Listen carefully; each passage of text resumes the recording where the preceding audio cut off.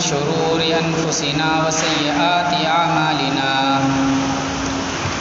من يهده الله فلا مضل له ومن يضلل فلا هادي له وأشهد أن لا إله إلا الله وحده لا شريك له وأشهد أن محمدا عبده ورسوله يا أيها الذين آمنوا اتقوا الله حق تقاته ولا تموتن إلا وأنتم مسلمون يا أيها الناس اتقوا ربكم الذي خلقكم من نفس واحدة وخلق منها زوجها وبث منهما رجالا كثيرا ونساء واتقوا الله الذي تساءلون به والأرحام إن الله كان عليكم رقيبا يا أيها الذين آمنوا اتقوا الله وقولوا قولا سديدا يصلح لكم أعمالكم ويغفر لكم ذنوبكم ومن يطع الله ورسوله فقد فاز فوزا عظيما أما بعد فإن خير الحديث كتاب الله وخير الهدي هدي محمد صلى الله عليه وسلم وشر الأمور محدثاتها وكل محدثة بدعة وكل بدعة ضلالة وكل ضلالة في النار فأعوذ بالله السميع العليم من الشيطان الرجيم بسم الله الرحمن الرحيم لقد من الله على المؤمنين إذ بعث فيهم رسولا من أنفسهم يتلو عليهم آياته ويزكيهم ويعلمهم الكتاب والحكمة وإن كانوا من قبل لفي ضلال مبين رب اشرح لي صدري ويسر لي أمري واحلل عقدة من لساني يفقهوا قولي رب زدني علما۔ محترم حاضرین مجلس، اسلامی بھائیوں، نوجوان ساتھیوں،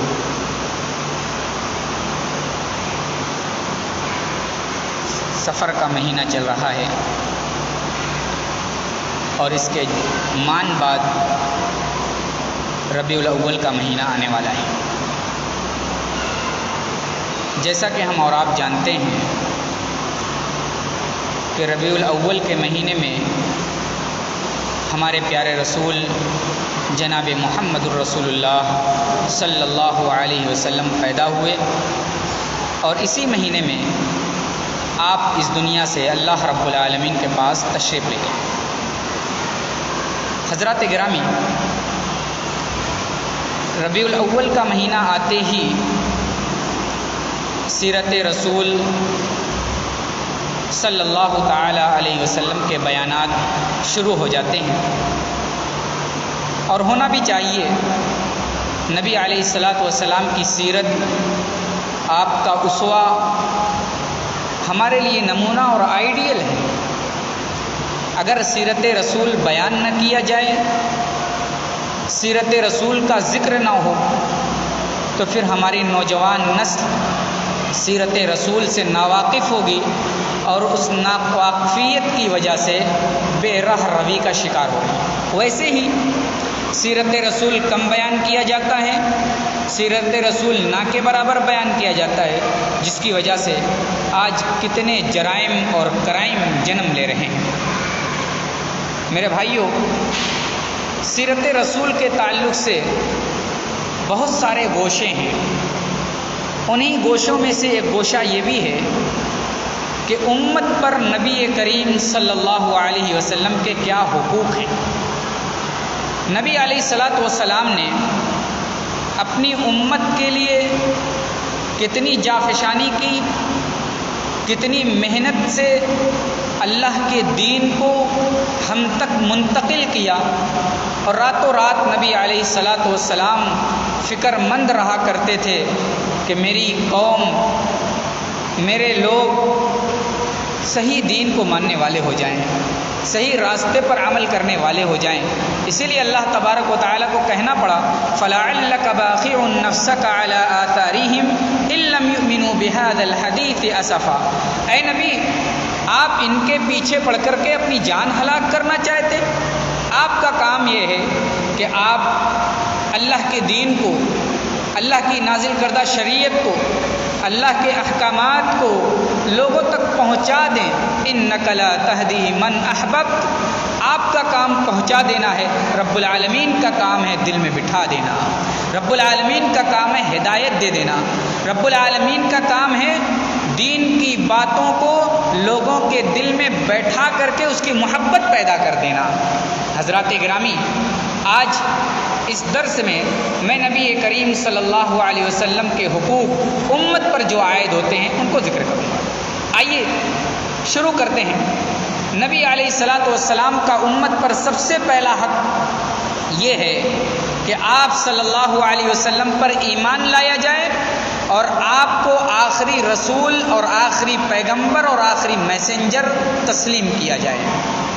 قرآن کریم کے اندر اللہ تبارک و تعالی ارشاد فرماتا ہے فآمنوا باللہ ورسولہ والنور الذی انزلنا، ایمان لے آؤ اللہ رب العالمین پر، اس کے رسولوں پر، اور ہم نے جو نور نازل کیا ہے یعنی قرآن کریم، اس قرآن کریم پر ایمان لے آؤ۔ واللہ بما تعملون خبیر، اللہ تبارک و تعالی جو کچھ تم کر رہے ہو ان سب سے باخبر ہے۔ قرآن کریم کی اس آیت کریمہ میں اللہ تبارک و تعالی نے اللہ رب العالمین پر یعنی اپنے اوپر ایمان لانے اور رسول کریم جناب محمد الرسول اللہ صلی اللہ علیہ وسلم پر ایمان لانے کا تذکرہ کیا ہے، اور ساتھ ہی ساتھ یہ بات بھی ارشاد فرما دی کہ ہم نے جو نور نازل کیا ہے اس نور کے اوپر ایمان لیا۔ قرآن کریم نور ہے، قرآن کریم روشنی ہے، قرآن کریم کے ذریعے سے ہمیں جنت کے راستے ملتے ہیں، ہمیں روشنی ملتی ہے۔ قرآن کریم کے تیسرے پارے کو اٹھائیے، اس میں اللہ تبارک و تعالیٰ نے ارشاد فرمایا کہ یہ قرآن کریم جو تمہارے درمیان نازل کیا گیا یہ روشنی دیتا ہے، ہدایت دیتا ہے، اور اس کے برخلاف جو چیز ہے وہ ظلمت اور تاریکی کی طرف لے جاتی ہے، جنت کے راستے کو چھوڑ کر کے جہنم کے راستے پر لے جاتی ہے۔ اس لیے سب سے پہلا حق ہے کہ ہم نبی کریم جناب محمد الرسول اللہ صلی اللہ علیہ وسلم پر ایمان لے آئیں۔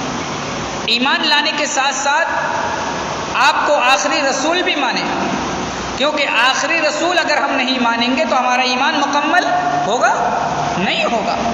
رسول کو آخری رسول ماننا ہے۔ قرآن کریم سورہ احزاب کے اندر اللہ نے فرمایا ما كان ابا احد من رجالكم ولكن رسول الله وخاتم النبيين، اللہ تبارک و تعالی نے فرمایا کہ نبی کریم صلی اللہ علیہ وسلم کسی مرد کے باپ نہیں، ولکن رسول اللہ، لیکن اللہ کے رسول ہیں، وخاتم النبیین، اور نبیوں کے خاتم ہیں یعنی آخری نبی ہیں، آپ کے اوپر نبوت کی مہر ہے۔ اللہ تبارک و تعالیٰ نے فرمایا ما کان ابا احد من رجالکم، نبی کسی مرد کے باپ نہیں ہیں، یعنی نبی علیہ الصلاۃ والسلام کی جتنی بھی اولاد تھی، بچے جو تھے اور نبی علیہ الصلاۃ والسلام کے بچپن ہی میں انتقال کر گئے۔ ابراہیم رضی اللہ تعالیٰ عنہ جو بچپن میں انتقال کر گئے، اسی طریقے سے اور دو بچے بھی تھے، ان کا بھی انتقال اللہ تبارک و تعالی، ان کا بھی انتقال بچپن میں ہی ہو گیا۔ اللہ تبارک و تعالیٰ نے انہیں بچپن ہی میں اٹھا لیا تھا۔ اور مشہور ہے جب ابراہیم رضی اللہ تعالیٰ عنہ کا انتقال ہوا تو اسی دن سورج گرہن لگ گیا تھا۔ صحابہ اکرام کے درمیان یہ چرچا ہونے لگا آج ابراہیم کا انتقال ہوا ہے، اسی انتقال کی وجہ سے اللہ تبارک و تعالیٰ نے سورج کے اندر گرہن لگا دیا۔ تو اللہ کے نبی صلی اللہ علیہ وسلم نے اس عقیدے کی تردید کی اور کہا کہ کسی کی وجہ سے، کسی کی مرنے کی وجہ سے یا کسی غم کی وجہ سے سورج کے اندر یا چاند کے اندر گرہن نہیں لگتا ہے۔ تو معلوم ہوا نبی علیہ الصلاۃ والسلام آخری رسول اور خاتم النبیین ہیں۔ آئیے اسی کو ایک حدیث سے ہم مزین کرتے ہیں۔ حضرت ابو ہریرہ رضی اللہ تعالیٰ عنہ راوی حدیث کہتے ہیں کہ نبی کریم صلی اللہ علیہ وسلم نے فرمایا فضلت علی الانبیاء بست اعطیت جوامع الکلم ونصرت بالرعب، وجعلت لی الارض طہورا ومسجدا واحلت لی الغنائم. اللہ کے نبی صلی اللہ علیہ وسلم نے فرمایا 6 باتیں ایسی ہیں، 6 چیزیں ایسی ہیں جن 6 چیزوں کی وجہ سے میں دوسرے انبیاء پر فوقیت رکھتا ہوں. دوسرے انبیاء پر 6 چیزوں کی وجہ سے فضیلت حاصل ہے، 6 چیزوں کی وجہ سے میں فوقیت رکھتا ہوں، برتری رکھتا ہوں. اللہ کے نبی نے فرمایا اعطیت جوامع الکلم، مجھے جامع کلمات بولنے کی صلاحیت دی گئی ہے. اللہ کے نبی صلی اللہ علیہ وسلم کی دعائیں، آپ کی گفتگو آپ پڑھیں تو مختصر آپ بولتے تھے، لیکن اس مختصر میں کتنے لمبے چوڑے معنی اور مفہوم چھپے ہوتے تھے اسے ہم بیان نہیں کر سکتے. خطبہ مقررین ایک ایک حدیث کو لے کر کے گھنٹوں اس کی تشریح کرتے ہیں. یہ نبی علیہ الصلاۃ والسلام کے جوامع الکلم ہونے کی دلیل ہے. آپ صلی اللہ علیہ وسلم کی ایک حدیث آپ پڑھیں، اللہ کے نبی صلی اللہ علیہ وسلم نے فرمایا لا ضرر ولا ضرار، نہ خود کو ضرر دیا جائے نہ کسی اور کو ضرر دیا جائے. اس حدیث کی اگر تشریح کی جائے تو ایک لمبا وقت لگے گا، ایک لمبا ٹائم لگے گا، لیکن نبی علیہ الصلاۃ والسلام نے ایک جملے میں بات کہہ دی اور اس بات کے اندر بہت ساری باتیں کہہ ڈالیں. تو اعطیت جوامع الکلم، آپ صلی اللہ علیہ وسلم کو جامع کلمات دیا گیا تھا، یعنی مختصر بولتے تھے، معنی مفہوم بہت زیادہ ہوا کرتے. دوسری چیز اللہ کے نبی صلی اللہ علیہ وسلم نے فرمائی وَنُصِرْتُ بِالرُّعْبِ، میری مدد رعب کے ذریعے کر دی گئی ہے، یعنی میرا رعب، میرا دبدبا بہت زیادہ ہے. 40 دن کی مسافت پر اگر کوئی شخص رہتا، جتنی 40 دن میں مسافت کی جاتی، سفر طے کیا جاتا، اتنی دور پر اگر کوئی دشمن ہوتا تو اس دشمن کے دل میں میرا خوف ہوتا، میرا ڈر ہوتا. وَنُصِرْتُ بِالرُّعْبِ، میری مدد رعب کے ذریعے کی گئی ہے. وَأُحِلَّتْ لِيَ الْغَنَائِمُ، اللہ کے نبی نے فرمایا تیسری خصوصیت یہ ہے کہ میرے لیے مال غنیمت حلال کر دیے گئے. جنگ میں، جدال میں کفار کی طرف سے، مشرکین کی طرف سے، اپنے مقابل والے کی طرف سے جو غنیمت کے مال آیا کرتے ہیں، ان مال کو مسلمانوں کے لیے نبی علیہ الصلاۃ والتسلیم کے لیے حلال کر دیا گیا. اس سے پہلے کی امتیں اس سے محروم تھیں، اس سے پہلے کی امتوں کو مال غنیمت نہیں دیا گیا تھا، یا مال غنیمت ان کے لیے حلال نہیں کیا گیا. یہ اللہ کا فضل ہے. اور چوتھی چیز وَجُعِلَتْ لِيَ الْأَرْضُ مَسْجِدًا وَطَهُورًا، پوری کائنات، پوری روئے زمین میرے لیے مسجد بنا دی گئی، سجدہ گاہ بنا دیا گیا. مسلمان کہیں بھی موجود ہو، اگر وقت ہو گیا اذان کا، وقت ہو گیا نماز کا، وہیں صفائی کر کے یا صاف جگہ دے کر کے مصلی بچھا کر کے نماز پڑھ سکتا ہے. کتنی آسانی رب العزت والجلال نے کی ہے. مسجد کی قید نہیں لگائی، مسجد کی شرط نہیں لگائی کہ مسجد کا ہونا ضروری ہے، ایک بلڈنگ کا ہونا ضروری ہے، ایک مکان کا ہونا ضروری ہے، ایک خاص جگہ کا ہونا ضروری نہیں. اللہ نے کہا کہ وقت ہو جائے جہاں بھی ہو وہیں مصلی بچھا کر کے آپ نماز پڑھ سکتے ہیں. اس کے باوجود آج ہم میں اکثر بے نمازی، اتنی آسانی کے باوجود آج مسلمانوں میں اکثر بے نمازی، نماز سے محبت نہیں، نماز سے غفلت.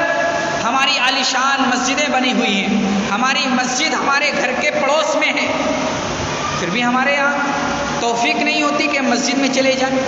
حی علی الصلاۃ اور حی علی الفلاح کی آواز سنتے ہیں لیکن اسے اگنور کر دیتے ہیں، اسے ہم اس کا خیال نہیں رکھتے. کل قیامت کے دن رب العزت والجلال پوچھے گا تمہارے کانوں کے پردے سے حی علی الصلاح کی آواز سنائی پڑتی تھی، حی علی الصلاح کی آواز ٹکراتی تھی، تم اس حی علی الصلاح کا کیا جواب دیتے تھے؟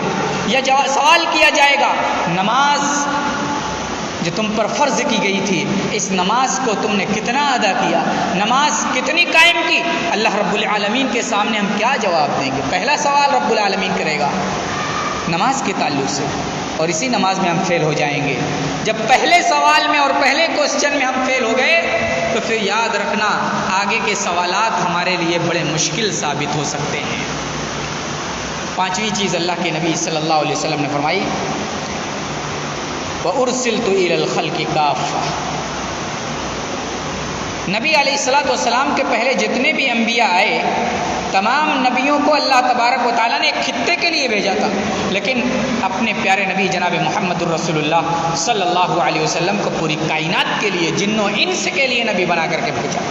وَخُتِمَ بِي النَّبِيُّونَ، اور آخری بات جو نبی علیہ الصلوۃ والسلام نے بیان فرمائی کہ میرے اوپر نبوت کی مہر لگا دی گئی ہے اور میں خاتم النبیین ہیں۔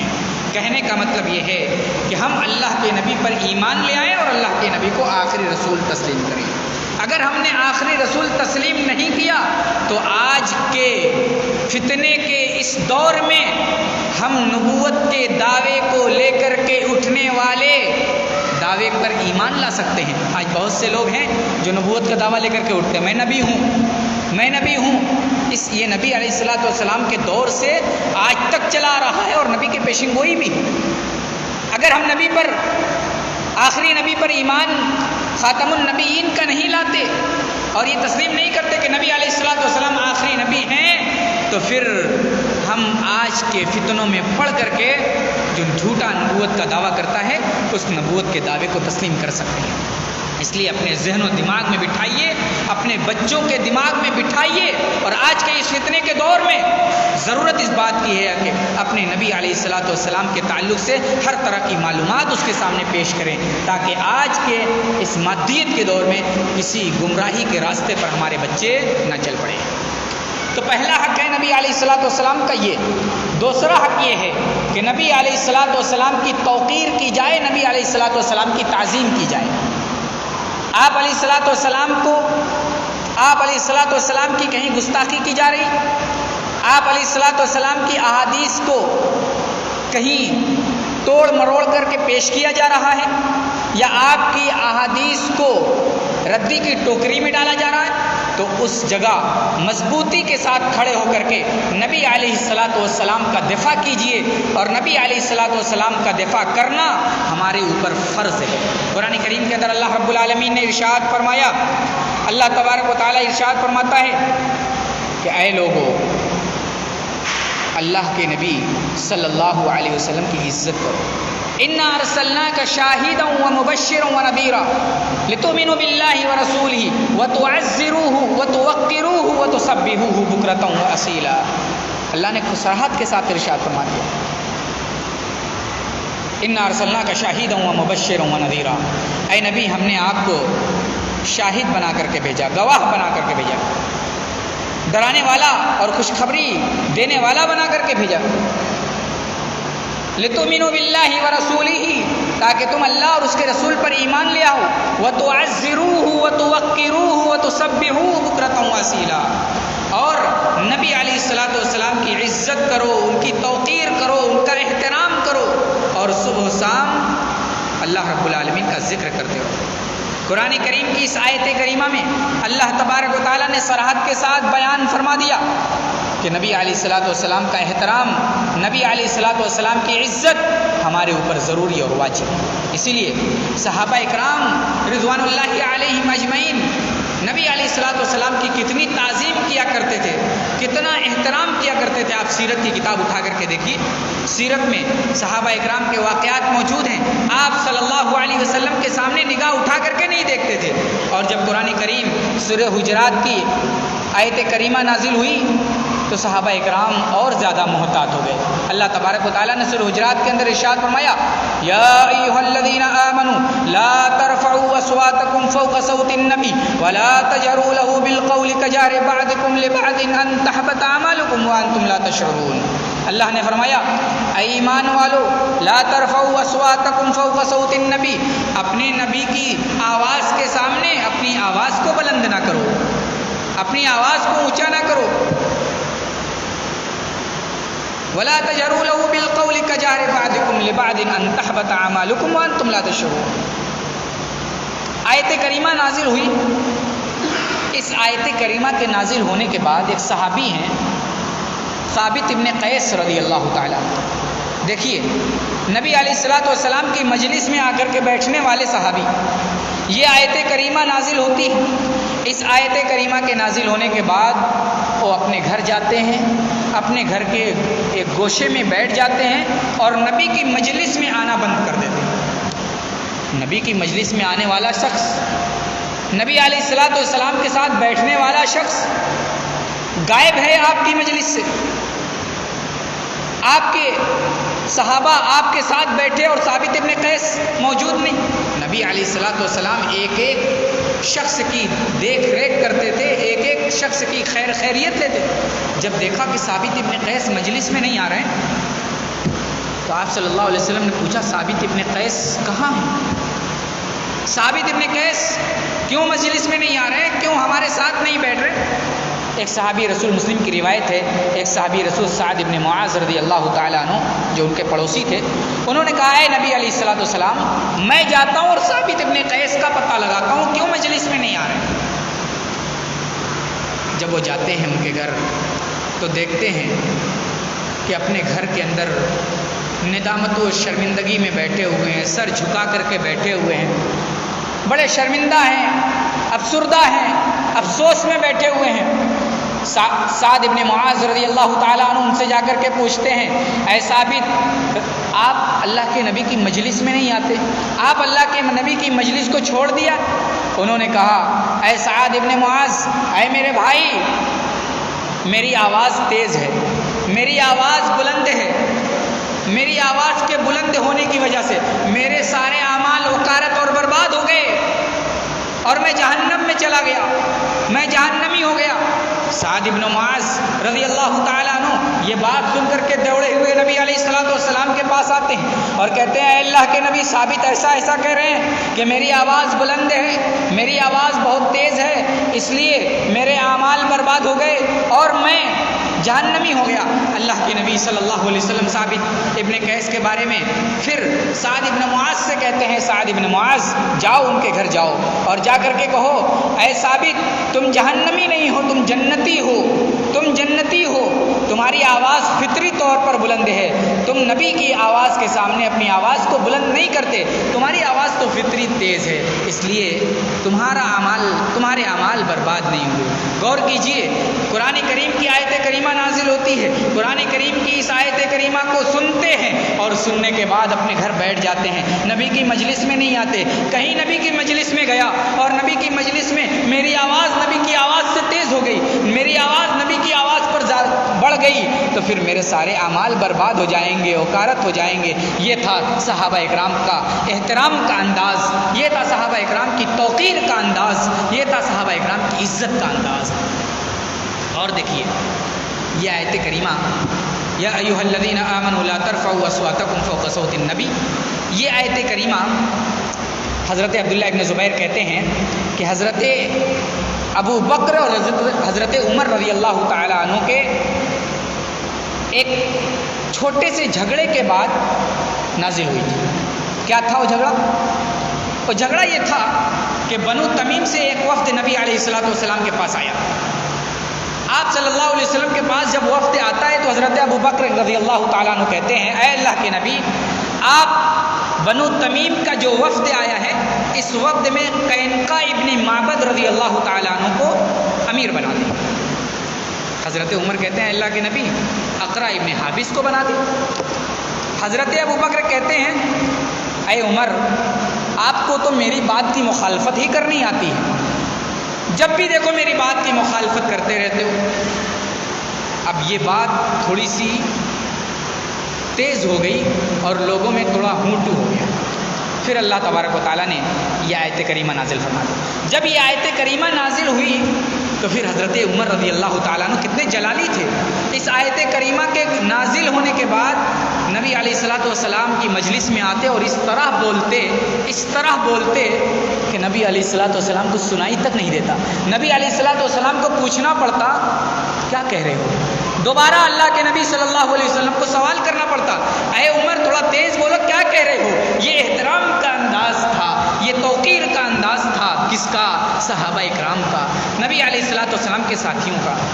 میرے بھائیوں، آج نبی علیہ الصلوۃ والسلام ہمارے درمیان نہیں ہے، آج نبی علیہ الصلوۃ والسلام ہمارے درمیان نہیں ہے، لیکن احترام باقی ہے، آپ کی احادیث ہے، آپ کی احادیث پیش کی جا رہی ہے، ہم اس حدیث کے سامنے اگر صحیح حدیث ہے سر تسلیم خم کر لیں، اس حدیث کے سامنے اپنی آواز کو بلند نہ کریں، یہ نہ کہیں کہ نہیں اس طرح نہیں ہوگا، نہیں اس طرح نہیں، اپنے مفاد کو نہ دیکھیں، اپنے فائدے کو نہ دیکھیں، نبی کی حدیث آ گئی، نبی کی حدیث کے سامنے آمنا و صدقنا کہہ کر کے اسے مان لیں، اپنی آواز کو نبی علیہ الصلوۃ والسلام کے سامنے اور نبی کی حدیث کے سامنے تیز نہ کریں۔ نبی علیہ الصلوۃ والسلام کا تیسرا حق، امت پر تیسرا حق یہ ہے کہ نبی علیہ الصلوۃ والسلام کو اپنے سارے معاملے میں فیصل اور ثالث مانا جائے، حکم مانا جائے۔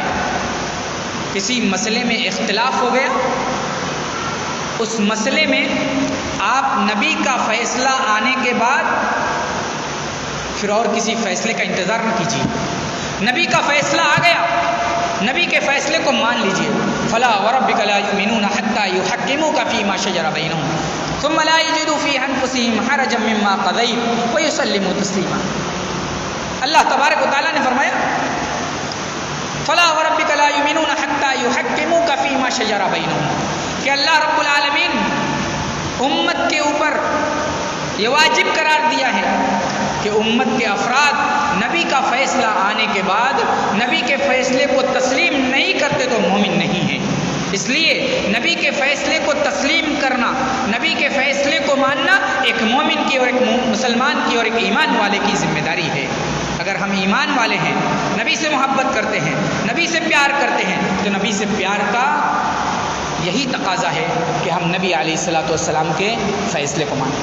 ارے نبی کا انتقال ہو جاتا ہے، نبی کے انتقال کے بعد کتنا بڑا جھگڑا پیدا ہوتا ہے خلافت کو لے کر کے۔ خلیفہ کون بنے؟ انصاری کہہ رہے ہیں ہم میں سے ایک ہو جائے، مہاجر کہہ رہے ہیں ہم میں سے ایک ہو جائے، لیکن فیصلہ کس بات پر ہوا؟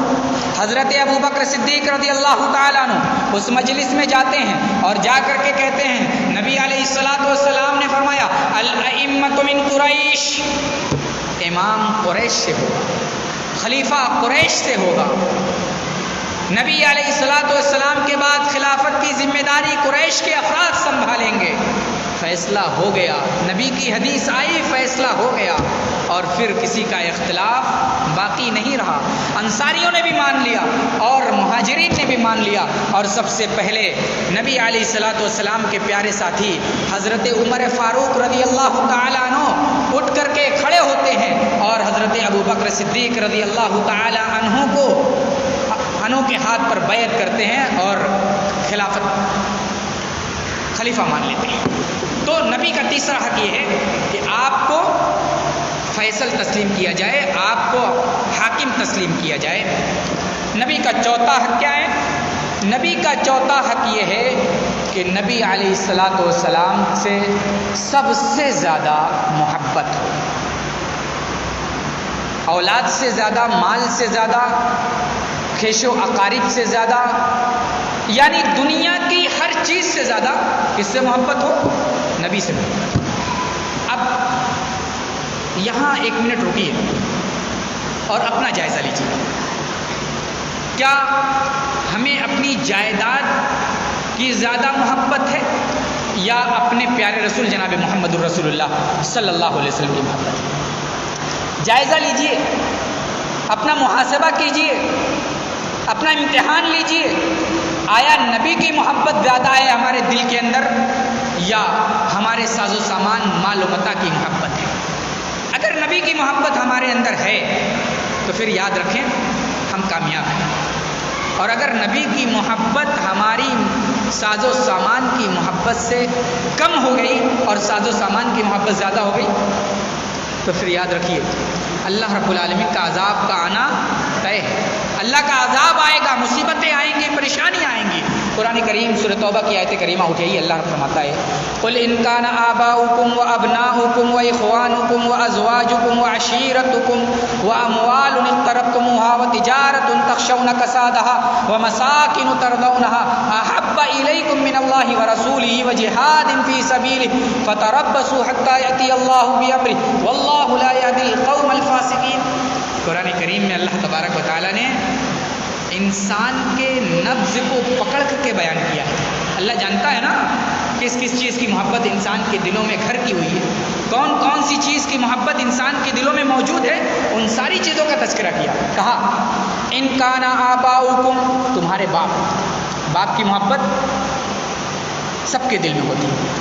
قل ان کان آباؤکم وابناؤکم، اولاد کی محبت، اخوانکم، بھائیوں کی محبت، شوہر اور بیوی کی محبت، وعشیرتکم، قبیلے اور خاندان کی محبت، واموال اقترفتموها، محنت، خون اور پسینہ ایک کر کے کمانے والا جو پیسہ ہوگا اس کی محبت، واموال اقترفتموها، وتجارۃ تخشون کسادها، اور جو خون اور پسینہ ایک کر کے تجارت ہم نے کھڑی کی ہے اس تجارت کی محبت، ومساکن ترضونها، اور اس بلڈنگ، اس مکان کی محبت جسے ہم نے بڑی محنت سے بنایا. احب الیکم ومساکن ترضونها احب الیکم، اگر ان ساری چیزوں کی محبت تمہارے نزدیک زیادہ ہو جائے کس چیز پر؟ اللہ پر، رسول پر، اور جہاد فی سبیل اللہ پر، فتربصوا حتی یاتی اللہ بامرہ، تو پھر انتظار کرو اللہ کا فیصلہ آ جائے، اللہ کا حکم آ جائے، اللہ کی طرف سے کوئی عقاب نازل ہو جائے. قرآن کریم نے صراحت کر دی کہ باپ کی محبت ٹھیک ہے، باپ کی محبت ہونی چاہیے، ماں کی محبت ہونی چاہیے، اولاد کی محبت، گھر کی محبت، تجارت کی محبت، مسکن کی محبت، خاندان کی محبت، سب کی محبت ایک جگہ ہے، سب کی محبت ضروری ہے. لیکن اس محبت کے سامنے نبی علیہ الصلوۃ والسلام کی محبت سب سے زیادہ ہونی چاہیے. اگر سب سے زیادہ نبی کی محبت ہے تو پھر یاد رکھو تم مسلمان، تم پکے مومن، تم ایمان والے ہو اور تمہارا ایمان مکمل ہے. قرآن نبی علیہ الصلوۃ والسلام کی ایک حدیث ہے، آپ نے فرمایا لا یؤمن احدکم حتی اکون احب الیہ من والدہ وولدہ والناس اجمعین. وہ شخص مومن کامل نہیں ہو سکتا، وہ شخص مکمل ایمان والا نہیں ہو سکتا جس کے دل میں سب سے زیادہ نبی سے محبت نہ ہو، جس کے دل میں اس کے اولاد سے، اس کے والدین سے زیادہ محبت نہ ہو. تو ہمیں اور آپ کو اپنی اولاد سے اور اپنے والدین سے اور دنیا کی سارے ساز و سامان سے زیادہ نبی علیہ الصلوۃ والسلام سے محبت ہونی چاہیے. حضرت عمر فاروق صحابہ اکرام کی جانتے ہیں کتنی زیادہ محبت تھی، جان کو قربان کرنے کے لیے نبی کے لیے تیار تھے. ایک مرتبہ نبی علیہ الصلوۃ والسلام حضرت عمر کا ہاتھ پکڑے ہوئے ہیں. حضرت عمر رضی اللہ تعالیٰ عنہ فرتے محبت میں آ کر کے کہتے ہیں اللہ کے نبی مجھے آپ سے سب سے زیادہ محبت ہے سوائے میری جان کا مسئلہ آ جائے تو پھر آپ کی محبت جان سے بڑھ کر کے نہیں ہے. اللہ کے نبی صلی اللہ علیہ وسلم نے فرمایا اے عمر ابھی تمہاری محبت مکمل نہیں، ابھی تمہاری محبت مکمل نہیں ہے جب تک کہ جان سے زیادہ تم مجھ سے محبت نہ کرو. حضرت عمر فاروق فوراً کہتے ہیں اے اللہ کے نبی اب میں آپ سے جان سے بھی زیادہ، اپنی جان سے بھی زیادہ محبت کرتا ہوں. تب اللہ کے نبی صلی اللہ علیہ وسلم نے فرمایا الآن یا عمر، اے عمر اب تمہاری محبت مکمل ہوئی. سوچیے اور غور کیجیے، ساری چیز لٹانے کے لیے صحابہ اکرام تیار تھے، ساری چیز لٹانے کے لیے صحابہ اکرام تیار تھے. اس کے باوجود اگر اپنی جان سے بھی زیادہ اگر نبی سے محبت نہیں ہے تو پھر مکمل ایمان نہیں ہے. اس لیے آپ ہم سب اپنے نبی سے اپنی جان سے بھی زیادہ محبت کریں. نبی علیہ الصلوۃ والسلام کے ایک پیارے صحابی کا واقعہ پڑھیے. حضرت عائشہ صدیقہ رضی اللہ تعالیٰ عنہ بیان کرتی ہیں کہ نبی علیہ الصلوۃ والسلام کے ایک صحابی تھے. ایک بار نبی علیہ الصلوۃ والسلام کے پاس آ کر کے کہنے لگے اے اللہ کے نبی جب میں گھر میں ہوتا ہوں اپنی اولاد کے ساتھ ہوتا ہوں اور آپ کی جب یاد آتی ہے تو میرا دل تڑپ جاتا ہے، میں رہ نہیں جاتا. میں بال بچوں کے ساتھ ہوں، اگر آپ کی یاد آ گئی تو پھر بال بچے اچھے نہیں لگتے، پھر کچھ اچھا نہیں لگتا. میں آپ کی مجلس میں آتا ہوں، آپ کے پاس آ کر کے اے اللہ کے نبی آپ کو دیکھ لیتا ہوں میرا دل بھر جاتا ہے. آپ کو دیکھ لیتا ہوں میری ساری ٹینشن، سارے فکر دور ہو جاتے ہیں. اے اللہ کے نبی لیکن میں جب گھر میں رہتا ہوں تو سوچتا ہوں، جب آپ کو یاد کرتا ہوں تو دنیا میں آپ ہیں، آپ کو جا کر کے دیکھ لیتا ہوں، تسکین ہو جاتی ہے، تسلی ہو جاتی ہے، لیکن اے اللہ کے نبی آپ جب نہیں رہیں گے اور میں نہیں رہوں گا، آپ جنت کے اعلیٰ منازل میں ہوں گے، آپ جنت کے بلند تر منازل میں ہوں گے، اور میں جنت میں گیا بھی تو نچلے درجے میں رہوں گا، تو اے اللہ کے نبی پھر میری آپ سے ملاقات نہیں ہو پائے گی، میں آپ کو دیکھ نہیں پاؤں گا۔ اللہ کے نبی جناب محمد الرسول اللہ صلی اللہ علیہ وسلم نے کوئی جواب نہیں دیا، یہاں اللہ کے نبی خاموش رہے، اللہ کے نبی چپ رہے، یہاں اللہ رب العالمین نے اس صحابی رسول کا جواب دیا۔ اللہ رب العالمین نے قرآن کریم کی آیت کریمہ نازل فرما کر کے اس صحابی رسول کا جواب دیا اور فرمایا، اے اللہ کے نبی کے ساتھی، اے میرے نبی کے ساتھی سنو، وَمَن يُطِعِ اللَّهَ وَالرَّسُولَ فَأُولَٰئِكَ مَعَ الَّذِينَ أَنْعَمَ اللَّهُ عَلَيْهِم مِّنَ النَّبِيِّينَ وَالصِّدِّيقِينَ وَالشُّهَدَاءِ وَالصَّالِحِينَ۔ جو اللہ اور اس کے رسول کی اطاعت کرتا ہے، جو اللہ اور اس کے رسول کے کہنے کو مانتا ہے، تو کیا ہوگا؟ انبیاء کے ساتھ من يطيع الرسول من يطيع الله والرسول فاولئك مع الذين انعم الله عليهم من النبيين۔ اللہ نے اس کے اوپر انعام کیا ہے کہ وہ کس کے ساتھ ہوگا؟ نبیوں کے ساتھ ہوگا، صدیقین کے ساتھ ہوگا، شہداء کے ساتھ ہوگا، صالحین کے ساتھ ہوگا۔ اور یہ کتنا بہترین ٹھکانہ ہے، کتنا اچھا ٹھکانہ ہے میرے بھائیوں۔ اگر ہم نبی کی اطاعت کرتے ہیں اور نبی سے محبت کرتے ہیں، نبی کے اسوہ پر چلتے ہیں، تو پھر ہمارا ٹھکانہ اللہ کے نبی جناب محمد الرسول اللہ صلی اللہ علیہ وسلم کے ساتھ جنت میں ہوگا۔ ہم بھی نبی کے ساتھ ہوں گے، شہداء کے ساتھ ہوں گے، صدیقین کے ساتھ ہوں گے۔ تو میرے بھائیوں، نبی علیہ الصلوۃ والسلام کا حق یہ بھی ہے کہ نبی علیہ الصلوۃ والسلام سے محبت کی جائے، اور سب سے زیادہ نبی علیہ الصلوۃ والسلام سے محبت ہو۔ نبی علیہ الصلوۃ والسلام کا ایک حق یہ بھی ہے کہ نبی علیہ الصلوۃ والسلام کو آئیڈیل اور نمونہ مانا جائے، آپ نے جو کیا ہے وہی کیا جائے۔ آج کے دور میں ہم مسلمان ہونے کے باوجود نبی کو آئیڈیل تسلیم کرنے کے بجائے ہم نے فلمی ایکٹرز کو اور ایکٹریس کو بھی آئیڈیل تسلیم کیا ہے، اسی کے نقش قدم پر چلتے ہیں، کپڑا پہنتے ہیں تو اسی کی طرح پہنتے ہیں، فیشن ہم کرتے ہیں، فلمی ایکٹر کو دیکھ کر کے ہم اس کے نقش قدم پر چلتے ہیں۔ یاد رکھیے، ہماری ذمہ داری یہ ہے کہ ہم نبی کریم صلی اللہ علیہ وسلم کو نمونہ اور اسوہ بنائیں، نبی علیہ الصلوۃ والسلام کے بتائے ہوئے طریقے پر چلیں، آپ نے جیسے کیا ہے، جیسے کرنے کو کہا ہے اس طرح کرنے کی کوشش کریں۔ نبی علیہ الصلوۃ والسلام کا ایک حق یہ بھی ہے کہ نبی علیہ الصلوۃ والسلام نے قرآن اور حدیث ہمارے درمیان چھوڑا ہے۔ یہ قرآن و حدیث ہمارے لیے بہترین شاہراہ ہے، اس کو پکڑے رہیں گے تو کبھی گمراہ نہیں ہوں گے، قرآن و حدیث کو پکڑے رہیں۔ نبی علیہ الصلوۃ والسلام کا ایک حق یہ بھی ہے کہ نبی علیہ الصلوۃ والسلام کی شان میں غلو نہ کیا جائے۔ نبی کی جو شان ہے، بہت سارے لوگ یہ سمجھتے ہیں کہ نبی سے محبت کی علامت یہ ہے کہ نبی کو نبی کی شان سے اور نبی کے مقام سے بڑھا دیا جائے تو پھر نبی کریم صلی اللہ علیہ وسلم سے محبت کی دلیل ہوگی۔ نہیں، نبی سے محبت کی دلیل یہی ہے کہ نبی علیہ الصلوۃ والسلام نے جو بتایا ہے اسی پر عمل کیا جائے۔ اللہ کے نبی صلی اللہ علیہ وسلم نے خود منع کر دیا ہے، لا تطرونی کما اطرت النصارى ابن مریم، اے لوگوں مجھے عیسیٰ ابن مریم کی طرح آگے نہ بڑھاؤ، میرا جو مقام ہے اس مقام تک رکھو، فقولوا عبد اللہ ورسولہ، مجھے اللہ کا بندہ اور اس کا رسول کہو، اسی میں میری خوشی ہے، اسی میں اللہ رب العالمین کی رضا ہے کہ آپ پیارے نبی صلی اللہ علیہ وسلم کو اللہ کا رسول مانیں اور اللہ کا بندہ مانیں، اللہ تک نبی علیہ الصلوۃ والسلام کو نہ پہنچائے۔ بہت سارے لوگ ہمیں مسلمان بھائیوں میں بہت سارے لوگ نبی علیہ الصلوۃ والسلام کی شان میں غلو کرتے ہیں، اور شان میں غلو کرتے کرتے فرش سے عرش تک پہنچا دیتے ہیں، اور عرش تک پہنچا کر کے اللہ اور رسول میں فرق نہیں کرتے، جبکہ اللہ اور اس کے رسول میں فرق کرنا یہ بہت ضروری ہے۔ اللہ کی ذات الگ ہے اور رسول کی ذات الگ ہے، اس لیے اللہ رب العالمین کا جو مقام ہے وہ اللہ کا مقام ہے، اس مقام کو اللہ تک رکھیں، اور رسول کا جو مقام ہے اس مقام کو رسول تک رکھیں۔ نبی علیہ الصلوۃ والسلام کا ایک حق یہ بھی ہے کہ نبی علیہ الصلوۃ والسلام کے اوپر درود بھیجا جائے۔ درود یہ بہت زیادہ فائدہ مند چیز ہے. ہم نبی علیہ الصلوۃ والسلام سے محبت کرتے ہیں, درود بھیجیں, یہ نبی سے محبت کی دلیل بھی ہے. اور درود پڑھنا یہ ہمارے فکر, غم, ٹینشن کے دور کرنے کا ایک ذریعہ بھی ہے. اور درود پڑھنا نبی علیہ الصلوۃ والسلام سے کل قیامت کے دن سفارش بھی کرا سکتے ہیں. درود کے ذریعے سے بہت سارے فائدے ہیں. نبی علیہ الصلوۃ والسلام قرآن کریم کے اندر اللہ تبارک و تعالیٰ نے ارشاد فرمایا, ان اللہ و ملائکتہ یصلون علی النبی یا ایھا الذین آمنوا صلوا علیہ وسلموا تسلیما. اللہ تبارک و تعالیٰ اور اس کے فرشتے اللہ کے نبی صلی اللہ علیہ وسلم پر درود بھیجتے ہیں.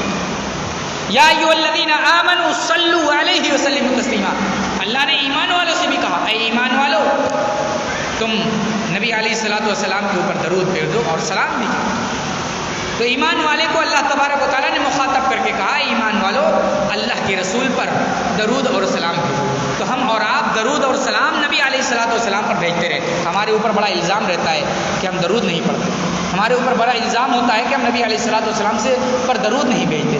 آئیے ہم درود کے تعلق سے چند احادیث پیش کرتے ہیں جس سے معلوم ہوگا کہ ہم نبی علیہ الصلوۃ والسلام پر درود کیسا بھیجتے ہیں اور نبی علیہ الصلوۃ والسلام پر درود بھیجنے کے فائدے کیا ہیں. اللہ کے نبی صلی اللہ علیہ وسلم نے فرمایا, من صلی علیہ صلاۃ واحدہ صلی اللہ علیہ عشر صلوات. جس نے ایک مرتبہ میرے اوپر درود بھیجا, نبی علیہ الصلوۃ والسلام نے فرمایا, جس نے میرے اوپر ایک مرتبہ درود بھیجا اللہ تبارک و تعالیٰ اس کے اوپر 10 رحمتیں نازل فرماتا ہے. ایک بار درود بھیجنے کا فائدہ یہ ہے کہ اللہ تبارک و تعالیٰ اس کے اوپر 10 رحمتیں نازل فرماتا ہے اور 10 گناہ اس کے مٹائے جاتے ہیں اور اس کے درجات آخرت میں بڑھائے جاتے ہیں. یہ درود پڑھنے کا فائدہ ہے. درود پڑھنے کا فائدہ ایک یہ ہے کہ اللہ تبارک و تعالیٰ جو فکر, ٹینشن, غم ہے, اس فکر, ٹینشن اور غم کو بھی دور کرتا ہے. کعب بن مالک رضی اللہ تعالیٰ عنہ کی روایت ہے, نبی علیہ الصلوۃ والسلام کے پاس آ کر کے کہتے ہیں, اے اللہ کے نبی, میں آپ کے اوپر بہت زیادہ درود پڑھتا ہوں, ذرا بتائیے کہ کتنا درود پڑھنا چاہیے. اللہ کے نبی نے فرمایا, جتنا چاہو اتنا زیادہ درود پڑھو. انہوں نے کہا, اللہ کے نبی, میں اگر اپنی دعا کو 4 حصوں میں تقسیم کروں, ایک حصہ درود کے لیے خاص کروں, ٹھیک رہے گا؟ اللہ کے نبی نے کہا, ان شئت, اگر چاہو تو ٹھیک ہے, وَإِن زِدْتَ فَهُوَ خَيْرٌ لَكَ, اگر اس سے زیادہ پڑھو تو اور زیادہ ہے, اور بہتر ہے, اور اچھا ہے. صحابی رسول کعب بن مالک کہتے ہیں, اللہ کے نبی, میں اپنی دعا کو 2 حصوں میں تقسیم کرتا ہوں, ایک حصہ درود کے لیے خاص کر لیتا ہوں, ایک حصہ اپنے آل اولاد کے لیے خاص کر لیتا ہوں, آل اولاد کے لیے دعا کروں. اللہ کے نبی نے کہا, ان شئت فإن زدت فهو خير لك, اگر چاہو اتنے ہی پر تو ٹھیک ہے, اگر اس سے زیادہ پڑھنا چاہتے ہو تو تمہارے لیے بہتر ہے. پھر صحابی رسول پلٹ کر کے سوال کرتے ہیں, اللہ کے نبی, کیا میں اپنی دعا کو 4 حصوں میں تقسیم کر لوں, 3 حصہ درود کے لیے خاص کر لوں, ایک حصہ اپنی اولاد کے لیے, اپنے لیے دعا کے لیے خاص کر. اللہ کے نبی نے پھر وہی جواب دیا, ٹھیک ہے, چاہو تو ٹھیک ہے, اگر اس سے زیادہ کرو تو اور بھی بہتر ہے. اللہ کے نبی سے صحابی رسول کہتے ہیں, اے اللہ کے نبی, تب تو میں اپنی پوری دعا کو درود کے ساتھ ہی خاص کر لوں گا, پوری دعا میں درود ہی پڑھتا رہوں گا, پوری دعا میں آپ کے اوپر درود ہی بھیجتا رہوں گا. تب اللہ کے نبی صلی اللہ علیہ وسلم نے انہیں بشارت دی, اذن تکفی ہمک ویغفر لک ذنبک. اے صحابی رسول, اگر تم ایسا کرو گے, اے میرے ساتھی, تم اگر ایسا کرو گے تو تمہارے غم, ٹینشن, فکر دور ہو جائیں گے, تمہارے ٹینشن, تمہارے غم سب دور ہو جائیں گے. ویغفر لک ذنبک, اور تمہارے گناہ بخش دیے جائیں گے, تمہارے گناہ معاف کر دیے جائیں گے, تمہاری خطائیں معاف کر دی جائیں گی. تو یہ ہے درود کے فائدے. ایک اور روایت آپ اپنے سامنے رکھیں. حضرت عبداللہ ابن عمرو ابن عاص رضی اللہ تعالیٰ عنہ راوی حدیث سے کہتے ہیں, اللہ کے نبی صلی اللہ علیہ وسلم نے فرمایا, اذا سمعتم المؤذن فقولوا مثل ما يقول, جب تم مؤذن کی آواز سنو تو مؤذن جیسے کہہ رہا ہو ویسے تم بھی کہو. یعنی مؤذن کے اذان سنو تو اس کا جواب.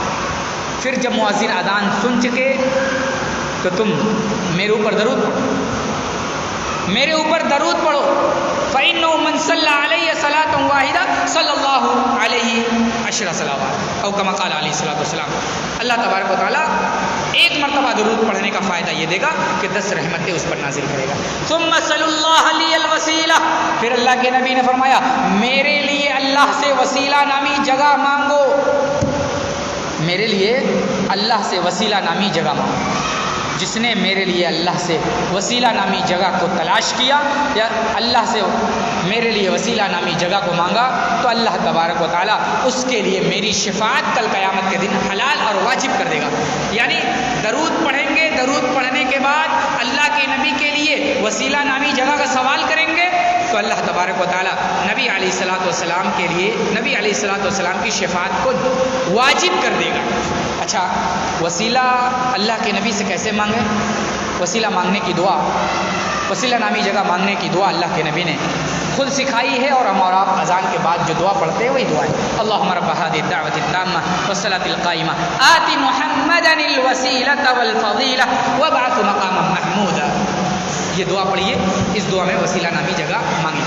اچھا، اس حدیث کے اندر اللہ کے نبی صلی اللہ علیہ وسلم کے لیے وسیلہ کے نامی جگہ مانگا گیا، یہ بھی کلیئر ہو جائے کہ اللہ کے نبی کی جاہ، اللہ کے نبی کی ذات کا وسیلہ لگا کر کے دعا نہیں کی جائے گی، بلکہ ہم اپنی دعا میں اللہ کے نبی سے جنت میں جو اللہ نے آپ کے لیے وسیلہ نامی جگہ بنا رکھی ہے اس کو مانگیں گے۔